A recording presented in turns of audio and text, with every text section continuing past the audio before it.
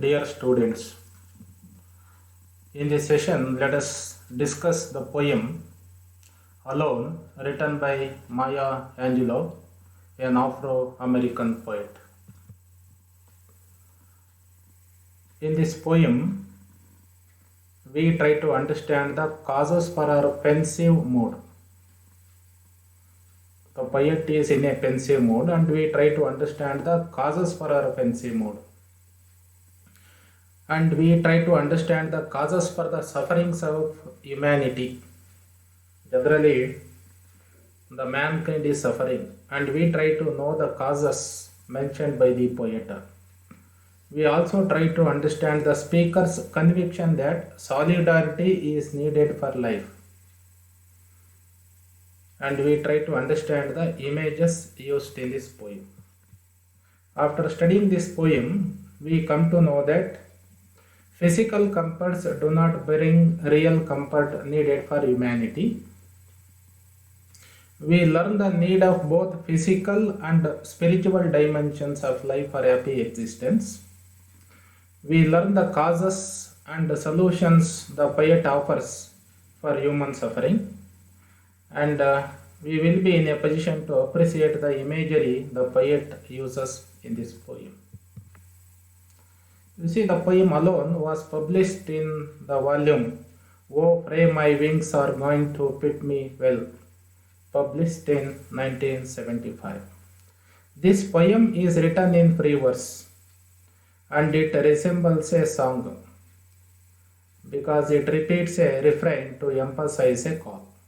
There is a refrain in the poem which is repeated, and it emphasizes a call by the poet.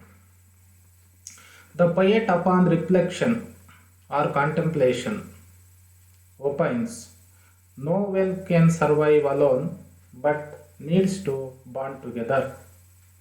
This is the outcome of our reflection, contemplation. The poet contemplated or reflected and came to a conclusion that no one can survive alone but needs to bond together or live together. The tone of the poem is serious in the beginning. Next, it moves to cynicism.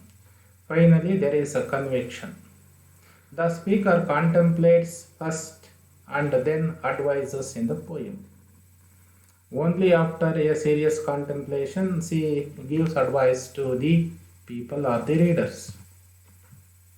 Let us try to know the speaker's pensive or sad mood. One day, she lay down and contemplated her life, questioning how to find a home for her soul. The poet or the speaker one day lay down and contemplated her life. She questioned how to find a home for her soul. That is restless. Her soul is restless and it lacks a spiritual nourishment. That is why she contemplates and tries to find a home for her soul. Here in this line, home stands for a place where one may feel calm and happy. Home is not a physical home. The soul needs a place where one may feel calm and happy. The lines where water is thirsty and bread loaf is not stone bear religious overtones. She uses two expressions in the poem where water is thirsty. The job of water is to quench the thirst of the people, but here water itself is thirsty and the bread loaf is not stone. These two images or expressions bear a religious overtones. So this poem is somewhat spiritual in its nature. The speaker is so desperate for emotional connection that even water is thirsty. The speaker in the poem is so desperate. She wants emotional connection that is very much required. That even water is thirsty. That is why she uses the image water is thirsty.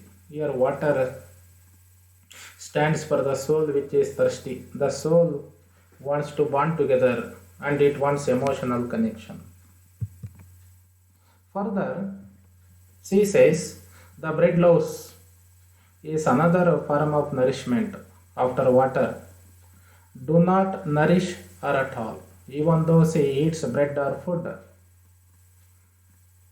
It is a form of nourishment, but she is not satisfied. It doesn't nourish her at all because she lacks something. Her soul lacks something. They are not bread but stone.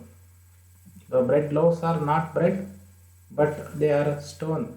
They are stale food which does not taste her because our emotional feelings are not responded. These lines conjure the image of a lost soul in a desert. The images of water being thirsty and bread loaves not nourishing her at all conjure the image of a lost soul in a desert. They are just like a soul that is lost in the desert and trying to reach out for water. The soul is trying to reach out for water to quench our thirst. The soul wants to reach spirituality. Water is a source of spirituality. The soul wants to reach the water and find out the salvation in fact a mirage. The soul is trying to find out a salvation.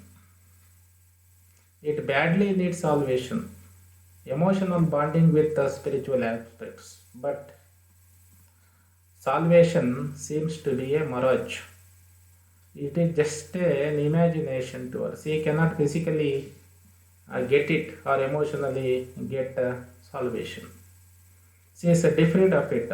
She lacks salvation, spirituality, and other things. So the speaker or the poet is searching hard for our connection to the world. She is disconnected from this world, from this emotional world, and she is trying or searching very hard for her connection to this world. So during the contemplation, she has epiphany. Epiphany means the appearance of a divine or superhuman being. She saw some superhuman being in her contemplation or in her dream, or she discovered or realized certain things. So when the poet was contemplating, reflecting upon all these things, she had epiphany. She saw the divine power or a superhuman being, or she realized something. What did she realize? She realized one thing in her epiphany, that is, no one can make it or no one can survive alone in this world. This is the realization the speaker learned in her contemplation. No one can survive alone in this world. He needs company, he needs bonding. So she describes the sad lives of the wealthy people in the poem. Wealth is not that important. Emotional bonding is very important. Spirituality is also very, very important. That is why she says or she describes the sad lives of the wealthy people in this world. She cites certain examples. There are so many millionaires who do not know what to do with their money or wealth. There are so many people who are very, very rich, who are millionaires, but they do not know what to do with their money. They have so much money with them, but they cannot buy happiness with their money. Money will not come to the rescue. It will not get them happiness, but they have abundant wealth or money with them. And even their wives of the millionaires, they run around like banshees. They run around like banshees. Banshees means a figure from Irish folklore. This is an image or figure from Irish folklore, which means a woman who wails about her impending death. See, the wives of the millionaires are just like banshees. They are wailing about their impending death. They are thinking about their death which is about to come. They are also not happy, just like their husbands. Then the speaker talks about the children of the millionaires. The children of the millionaires sing the blues. They sing the blues means the difficulties, sufferings, problems that they face. Even the children of the millionaires are also facing problems. They are also not happy. They have their own problems. They articulate their own problems, their melancholy, or song of sadness or pain. They sing the sadness of pain. Even though they are millionaires, they are not at all happy.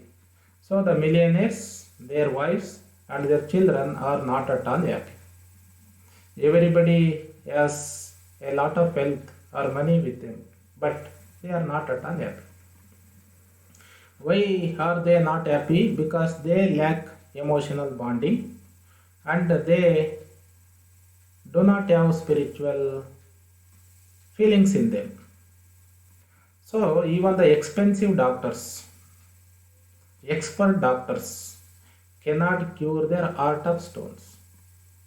The millionaires' hearts have turned stones. So, even the expensive doctors, expert doctors cannot cure the illness that is there in their hearts. So, the doctor cannot bring in spirituality in their hearts. They are so heartless.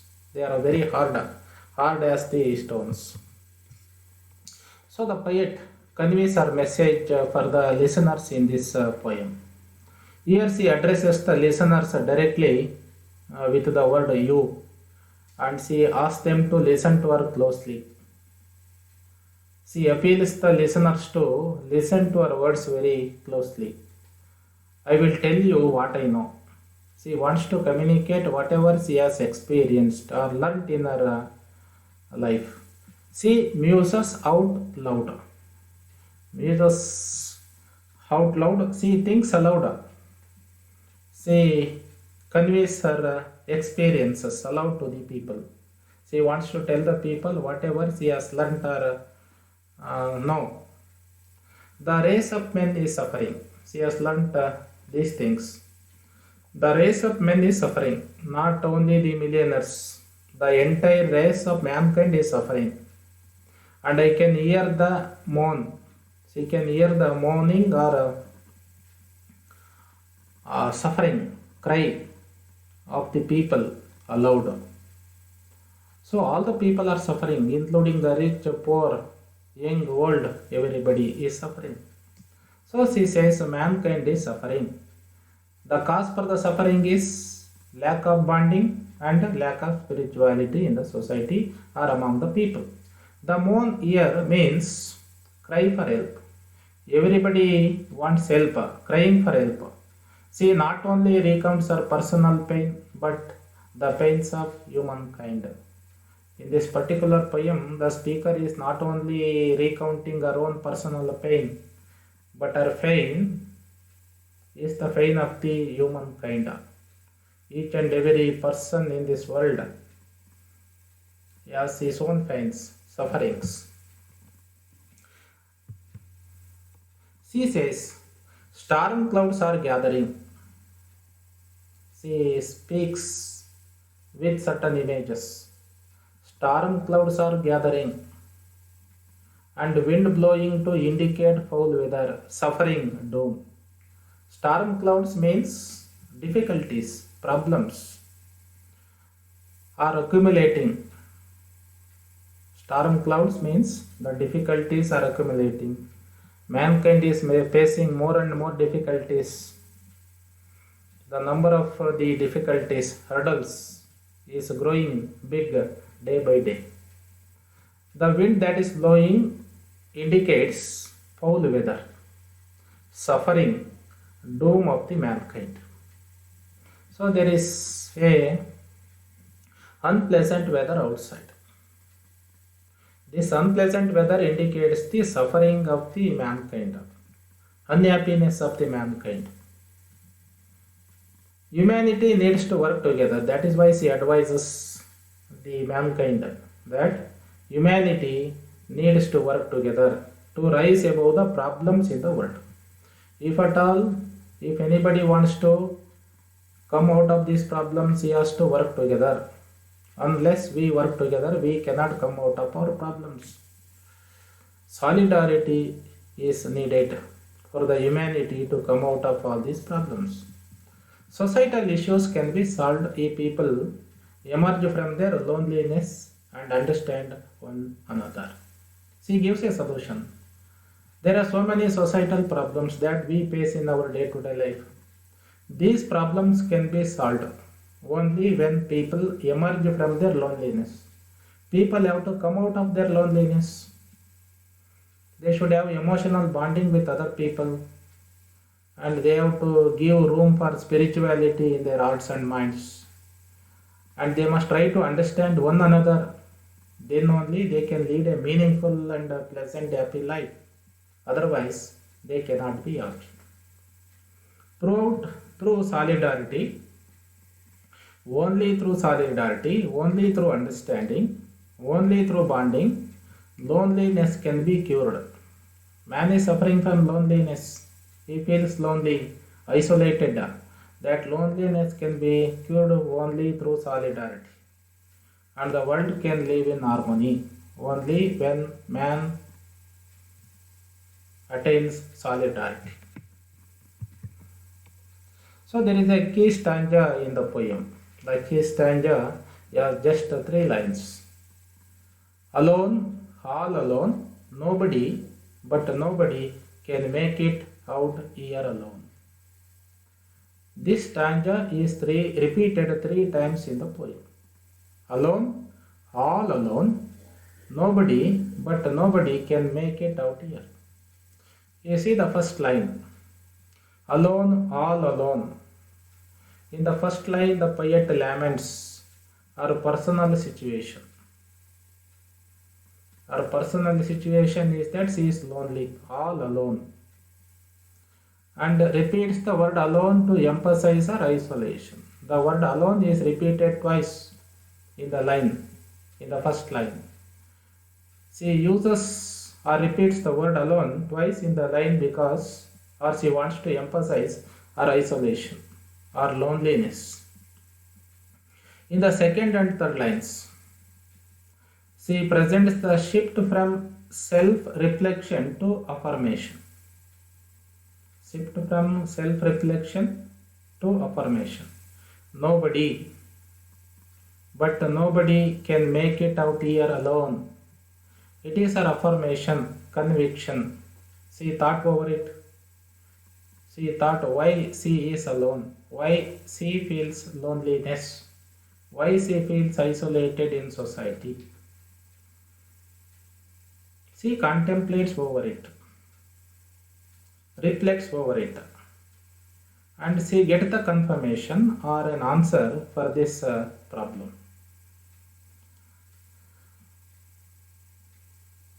The problem and the solution.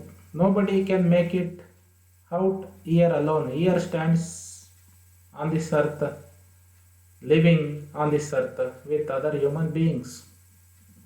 Man cannot live all alone. See, he needs solidarity, bonding. So, she has a conviction that man cannot live alone and he needs bonding,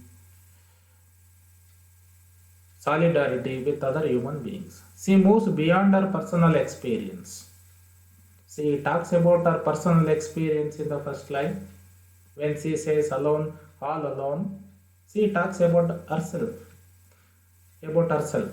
But in the next line, she talks about nobody. Nobody, she refers to all the human beings, not for herself. She moves beyond her personal experience and says that our isolation and pain can happen to all.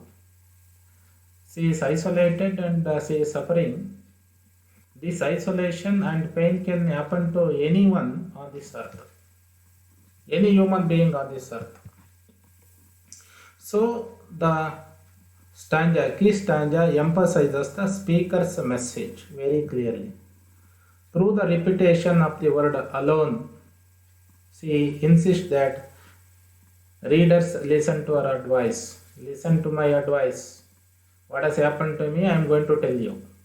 It may happen to you also. That is why what you have to do to come out of this loneliness is this.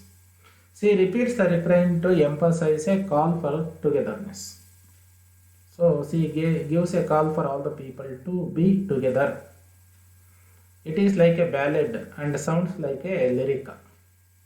The key stanza is like a ballad and it sounds like a lyric. And it presents the poet's African American heritage. African American heritage is presented in this refrain. The poem concludes with this lament of the speaker. The poem concludes with this lament, mourning, expressing sadness of the speaker, loneliness and need for harmony. There is loneliness in this world because of the lack of spirituality, because of the lack of harmony among the people. So, to cure this loneliness, isolation, what is needed is harmony.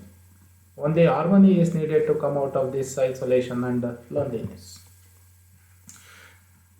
The theme of this poem: isolation of man from fellow beings and spirituality.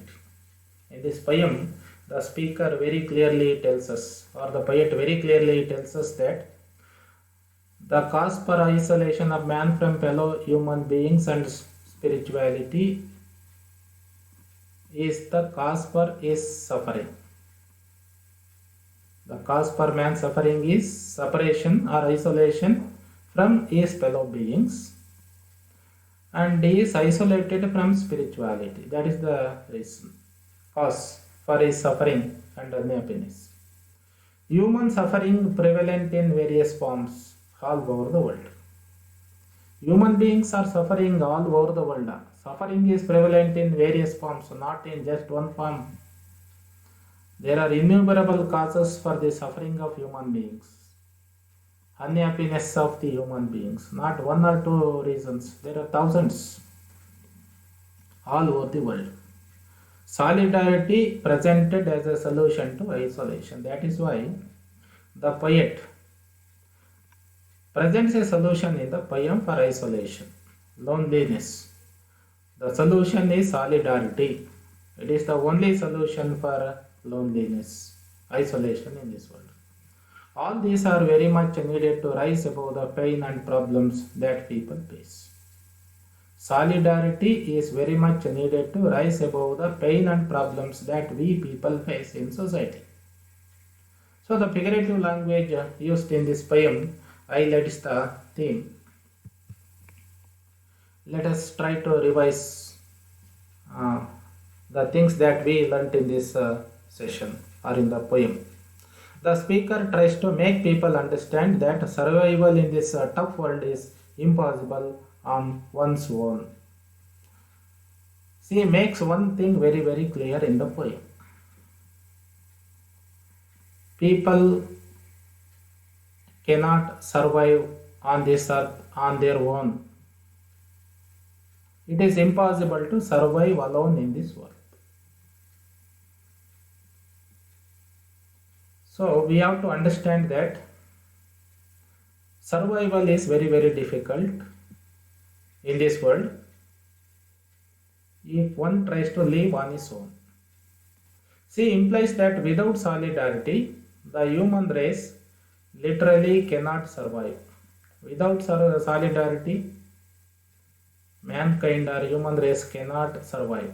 We need each other to prevent human suffering, whether physical or emotional.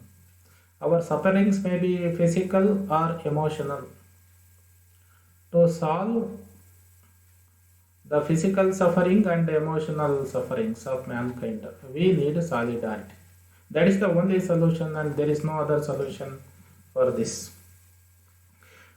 And she cautions, money and status cannot fill in for this basic need for human contact and solidarity.